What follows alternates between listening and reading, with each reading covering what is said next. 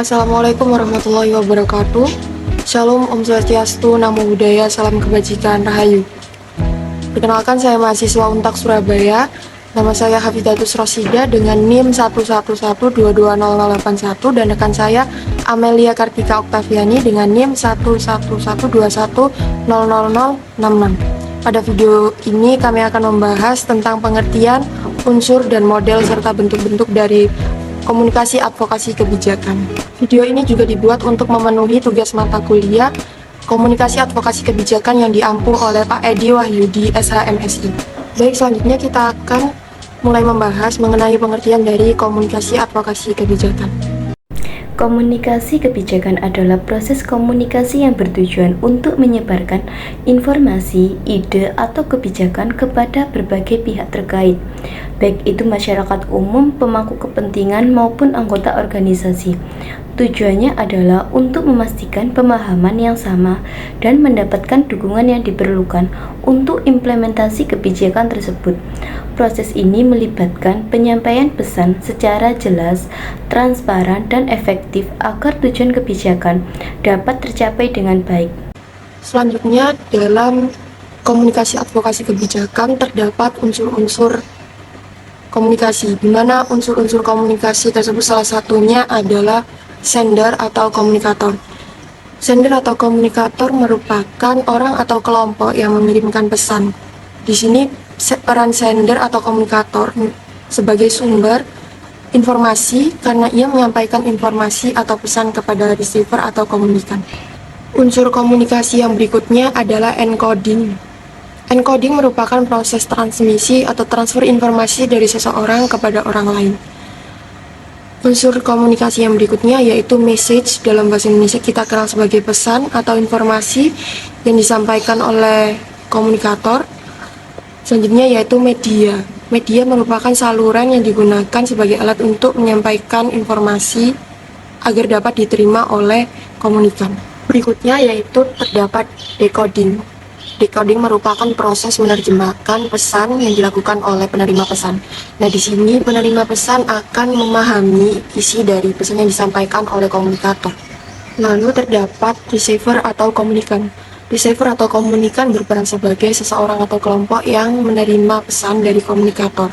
Unsur komunikasi yang berikutnya adalah respons. Respons merupakan reaksi dari penerima pesan terkait pesan yang sudah dikirimkan oleh pengirim pesan.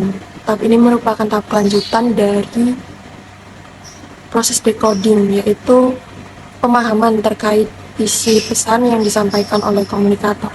Selanjutnya yaitu feedback. Feedback merupakan umpan balik dari penerima pesan kepada pengirim pesan. Dan yang terakhir, unsur dari komunikasi adalah noise. Noise diartikan sebagai hambatan yang dapat terjadi pada saat proses komunikasi.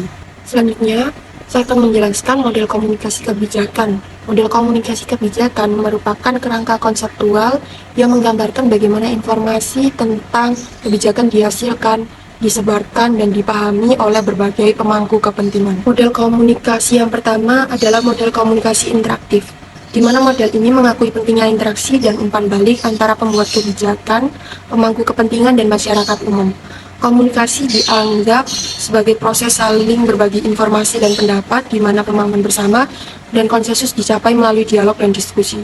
Komunikasi interaktif selalu melibatkan pertukaran informasi antara kedua belah pihak, dimulai dari penyampaian pesan di mana komunikator memiliki kontrol dalam menyebarkannya, khususnya melalui media digital. Selanjutnya, terdapat aktivitas komunikasi yang berlangsung tanpa batasan waktu tertentu, serta kesadaran akan platform yang digunakan. Oleh karena itu, masing-masing pihak harus memiliki kesadaran untuk mematuhi etika dan aturan dalam berkomunikasi. Model komunikasi yang berikutnya adalah model komunikasi jaringan, di mana model ini menekankan peran jaringan atau koneksi antara berbagai pemangku kepentingan dalam proses komunikasi kebijakan. Dalam jaringan komunikasi ini tidak hanya mencakup satu atau dua orang saja, namun lebih luas lagi, yaitu antar kelompok atau komunitas ataupun masyarakat luas.